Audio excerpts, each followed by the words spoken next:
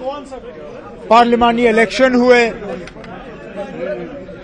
पार्लिमानी election के हवाले से जम्मू कश्मीर रियासत में जो सियासी सूरत हाल बनी, और ये जानते हुए कि चंद महीनों के अंदर दोबारा इंतखाबात की उम्मीद है, उम्मीद की जा रही है कि सुप्रीम कोर्ट के लगाए हुए वक्त की पाबंदी के तहत असेंबली के इंतखाबात जम्मू कश्मीर में किए जाएंगे। इन सब चीजों को जहन में रखते हुए नेशनल कॉन्फ्रेंस के सदर जनाब फारूक साहब ने वर्किंग कमेटी की मीटिंग बुलाई। 2 दिन का ये इजलास रहा। हमें सदर मोहतरम के तरफ से ये हिदायत दी गई थी कि हम मौजूदा सियासी सूरत हाल, नेशनल कॉन्फ्रेंस ऑर्गेनाइजेशन को और ज्यादा मजबूत करने के तरीके और आने वाले इंतखाबात की तैयारी, इन सब चीजों को लेके हम अपनी बात सामने रखें। तमाम जो साथी इस मीटिंग में बुलाए गए थे, उन्होंने अपने बातें रखी। मौजूदा हालात के बारे में हर एक नेशनल कॉन्फ्रेंस के वर्किंग कमेटी के जो ऑनरेबल मेंबर हैं,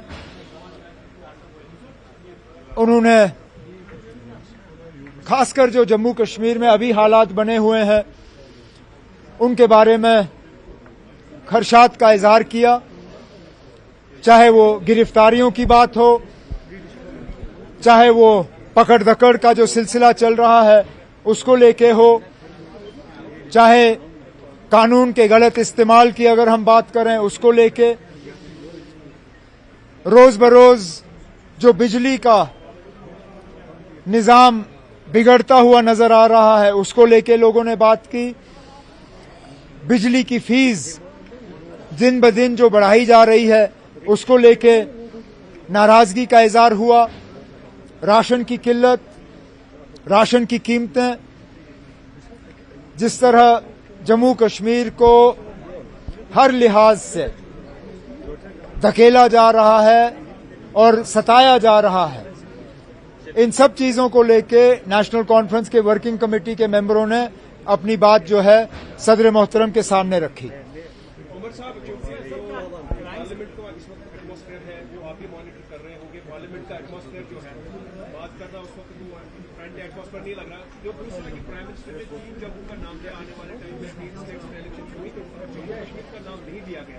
दूसरा किसानों का इंजीनियर रशीद का ओथ लेना अनकंफर्टेबल एटमॉस्फेयर। जहां तक ओथ लेने की बात है, ये अदालत का फैसला होता है, मैं इसमें कुछ नहीं कह सकता हूं। अदालत ने जो फैसला लिया वो लिया। जहां तक पार्लियामेंट की हम बात करें तो मेरे साथ आगा रूहुल्लाह साहब खड़े हैं। ये खुद स्पीकर की मनमर्जी के शिकार हुए हैं। खुद इनकी जो स्पीकर साहब के इलेक्शन के बाद तकरीर हुई उसमें से एक हिस्सा जो है काट दिया गया था क्योंकि स्पीकर साहब इनकी बातों से खुश नहीं थे। इसी तरह लीडर ऑफ द ऑपोजिशन की तकरीर का हिस्सा बीजेपी के कहने के बाद कटवाना, ये अपने आप में एक अच्छी बात नहीं है। जमहूरियत में हर किसी को अपनी बात रखने का जो है हक है। अगर गाली गलोच नहीं, अगर गलत अल्फाज इस्तेमाल नहीं किए गए तो इन चीजों को रिकॉर्ड से निकालने की जो है नौबत आनी नहीं चाहिए थी। लेकिन बीजेपी को अब कौन याद दिलाए कि 400 की तो उन्होंने बात की लेकिन 240 भी पार नहीं हुआ। बीजेपी को कुछ हद तक अपना रवैया बदलना चाहिए। वो इस अंदाज से बात करते हैं जैसे कि उनके 400 मेंबर पार्लियामेंट में हैं, उनके 240 हैं और 240 से आगे उनकी गाड़ी गई नहीं। हम उम्मीद करेंगे कि ऑपोजिशन को और ऑपोजिशन के मेंबरों को इस तरह जो है इनके साथ जो है व्यवहार नहीं होगा। जहां तक लेकिन अब हम क्यों बार बार ये उम्मीद करें कि वजीर आजम साहब जम्मू कश्मीर का जिक्र करेंगे। ठीक उससे कुछ दिन पहले वजीर आजम साहब यहां आए थे, उन्होंने योगा किया। योगा के दौरान उन्होंने लोगों को यकीन दिलाया कि जल्द से जल्द इलेक्शन होंगे और लोग अपनी हुकूमत चुनेंगे। इसके बाद शक की गुंजाइश कहां पर है? इलेक्शन कमीशन ने अपनी तैयारियां शुरू की हैं। इलेक्शन कमीशन ने खुद कहा है कि वो इलेक्शन यहां जल्द से जल्द कराएंगे। होम मिनिस्टर ऑफ इंडिया ने कहा है कि सुप्रीम कोर्ट के वक्त की लगाई हुई पाबंदी से पहले इलेक्शन का सिलसिला जो है वो मुकम्मल किया जाएगा।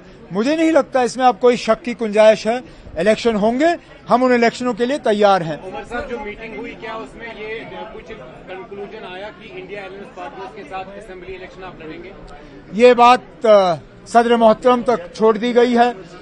सदर साहब जो इसमें बेहतर समझेंगे, उनका फैसला हमारे सिर आंखों पे।